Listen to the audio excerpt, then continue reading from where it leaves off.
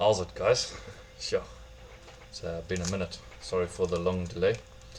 So, with my old laptop, what happened was I knocked something off my shelf and broke the screen.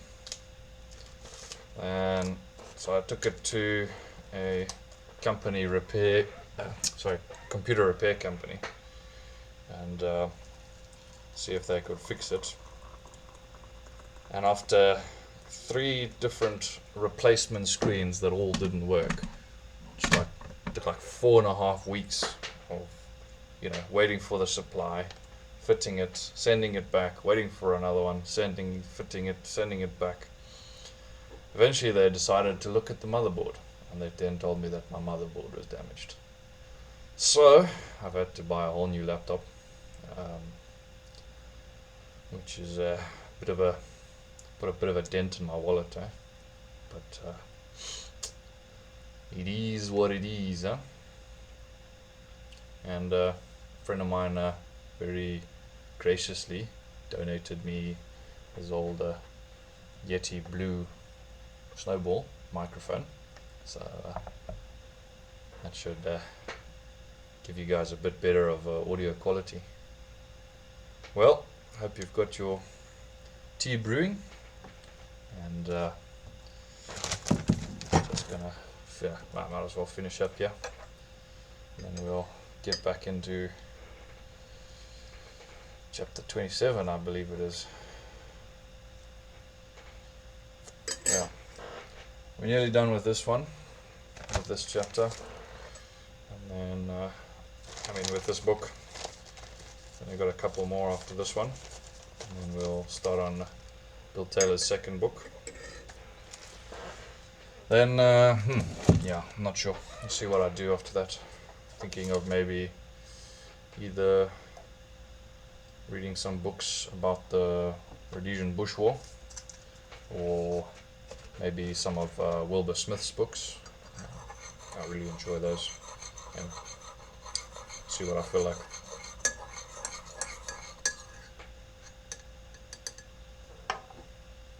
Cheers.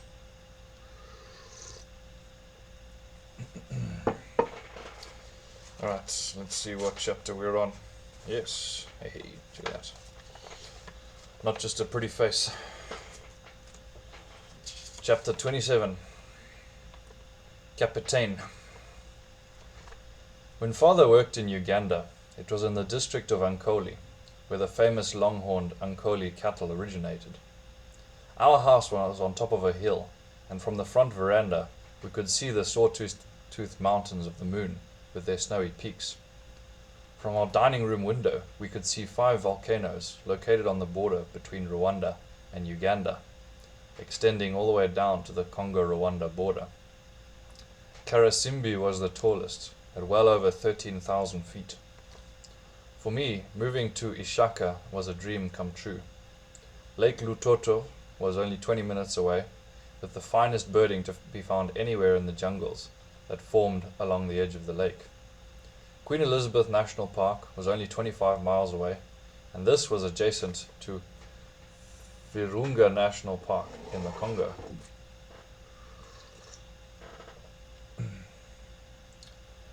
It was here that I was given my first true rod and reel, having always used a line and piece of donkeyberry stick before. I practiced casting on the lawn, and cast so much that I frayed the line badly. But I was told that we would soon go to the headwaters of the Nile, to the village of Jinja, where there was a dam that ran the power station. This supplied all the electricity to Kampala, the capital city. In the rapids below the dam were Nile perch. In French they are called Capitain, and if soaked in vinegar before cooking, taste as good as any eating fish. Nile perch are voracious predators, and have wiped out several other species since they were introduced to the Nile. Bream fishing, which used to be good, is now almost non-existent, unless you're happy to catch the 2-inch bream for live bait. But fishing for Nile perch is almost as good as catching a large bream. The trick was to cast out into the white waters, which was where the Nile perch were waiting to feed on anything that came over the dam. So I was practicing my casting to make sure that I could reach the white waters. One of Dad's friends came and picked us up when we were on a medicine buying trip to Kampala and took us to Jinja. We virtually slid all the way down a 100-foot drop to the shore of the river and then rigged up the rods for fishing. I could tell right away that I would never reach the rapids for several reasons. My rod was too short, my weights were too small, and I didn't even have the right kind of lure.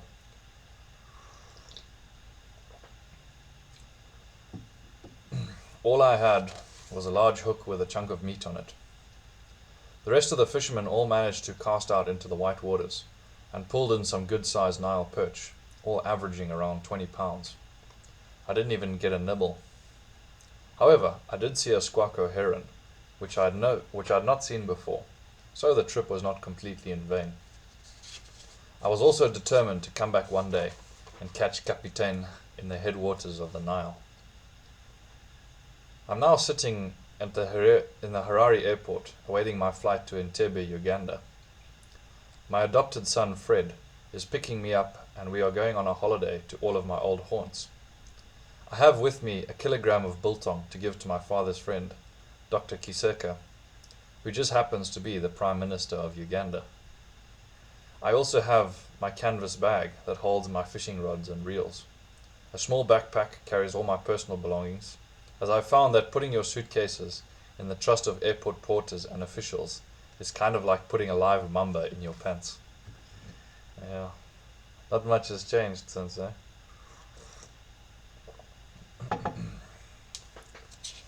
It's a 5-hour layover from my Bulawayo Harare flight. The previous night was sleepless as I'm so excited.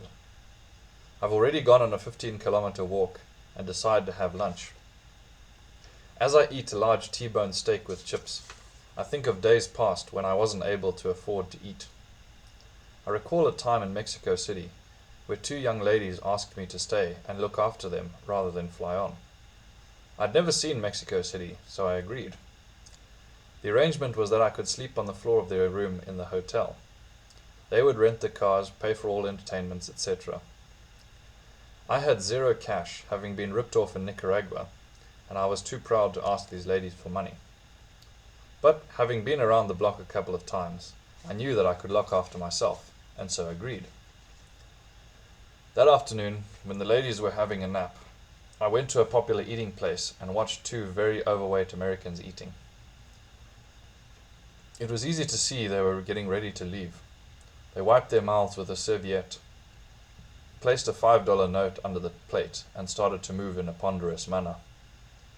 I edged closer, and the lady was not even standing when I slipped into her seat, saying, "Excuse me." They looked at me, I smiled, and then they left. They had kindly left a lot of leftovers. I was not familiar with Mexican food, but I liked what I had. When I cleaned off their 2 plates, I took the $5 tip they had placed under the side plate, and had enough to buy tacos from the street vendors for the rest of my stay. Yeah, I tell you what, I enjoy Mexican food also. Just thinking of that, I decided to splurge and have a pudding as well as my steak. I sat down in one of the easy chairs, sipped my drink, ate my pudding, and promptly went to sleep. Suddenly something disturbed me and my arm shot out, knocking over my glass.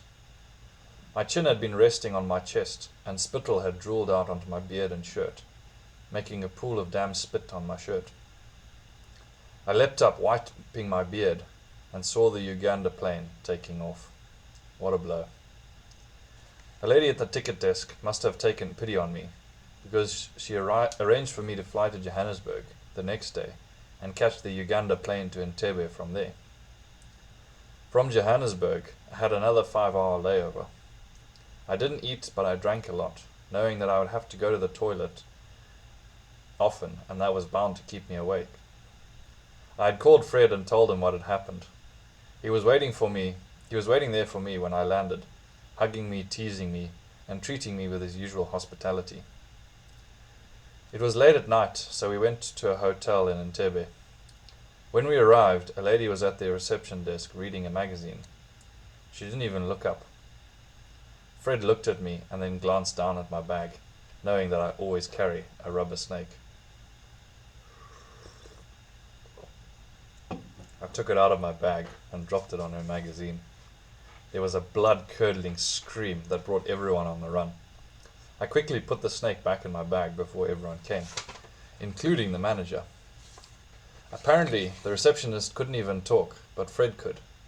"Look, we come here to your hotel wanting 2 rooms.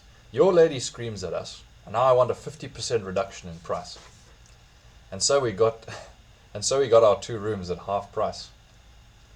As we left the next day, the manager told us that the receptionist had claimed that we put a snake on her desk.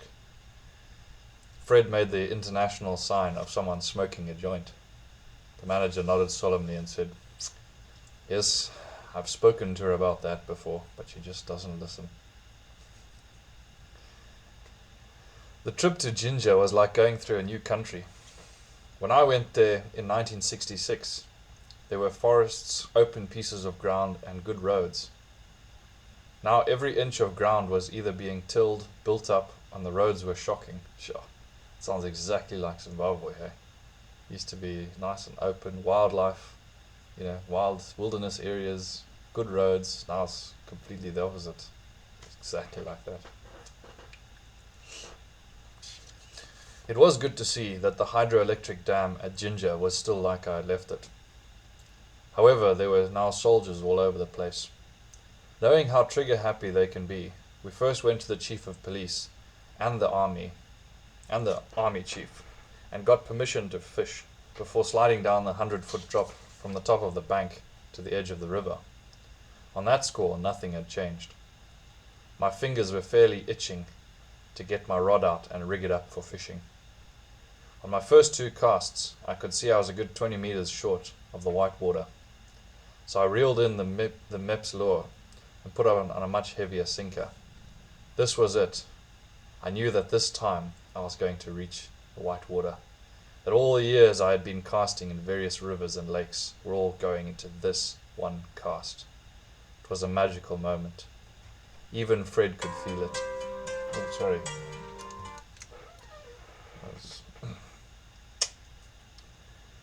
This was a magical moment. Even Fred could feel it.